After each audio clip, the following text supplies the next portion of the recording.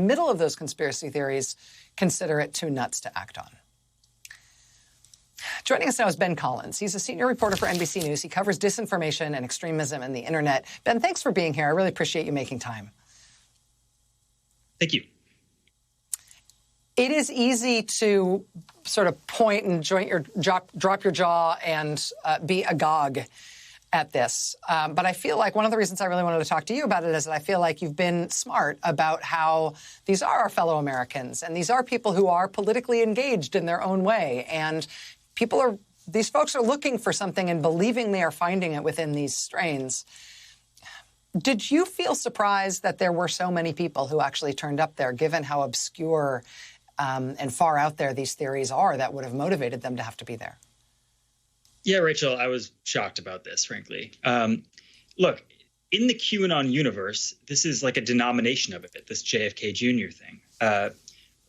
Let's back up to what QAnon is, right? It's this idea that there's this guy named Q who's embedded in the government. He was saying there was this big secret plan with Donald Trump to save the world from all these pedophiles. And at the end of it, all these satanic pedophiles who they believe are like Hillary Clinton and all of these Fox Cinematic Universe characters would be killed in the streets on live television. That's why this is scary, first of all, is because all of these people believe this and all of these people are hoping for it. But Q, that messenger at the heart of it, who was posting on 8kun, that message board that hosted white supremacist manifestos, Q explicitly said, look, he kind of got sick of his followers one day in December of 2018. He said, look, this is not true. The JFK Jr. thing, he's not alive. He's not coming back. By the way, also flat Earth, not real. And also there was a third thing that he said, which is elections are safe. Don't worry about it. He said this all on December 12th of 2018. So a lot of QAnon followers moved off of that. The majority of them have moved off of that. And they've moved on to different kinds of conspiracy theories. But there is this one subset, this extremely religious subset that has made Donald Trump basically a messiah in this space, and JFK Jr. as his ostensible running mate when he comes back to life. It's extremely religious, but they do firmly believe this stuff. Ben, is it Texas specific, or did people come from around the country to be in Texas for this thing? People came from around the country, and look, they came to meet Telegram influencers. So on Telegram, it's sort of the Wild West. It's sort of like Facebook 5 years ago, where nobody's getting banned no matter what. Everything's covered because they believe everything is free speech politically. But there are fake JFK Jr. accounts on there who, by the way, they sell Ethereum. They sell things like Trump coin, or they don't sell Ethereum. They try to get people to give them that cryptocurrency and Trump coin as well. And then there are these two other guys who's, they don't even use their real names. Their names are a bunch of words with letters at the end of it. And they have hundreds of thousands of followers on Telegram. And that's who showed up for these things today. It wasn't, even the name brand QAnon people that you would know maybe from the insurrection. It was a bunch of people who've grown a following since then.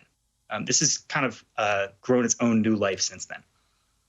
And by necessity, you have to think of things that happen in the real world, not just online, as an escalation, right? Once people leave the keyboard, get out from behind the keyboard and actually physically go somewhere and show their face and dress up and get the T-shirt and hold the flag, it is an escalation. It is a renewed commitment, in effect, to that subculture and to those beliefs.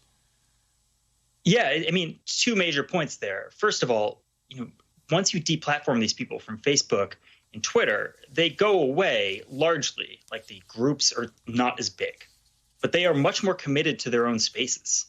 These people were live streaming to each other on Telegram yesterday, and they were just reaffirming their own sort of literature. They were creating their own language and vocabulary about how to talk about this, about how to talk about how to talk to each other about this religion they were creating in real time.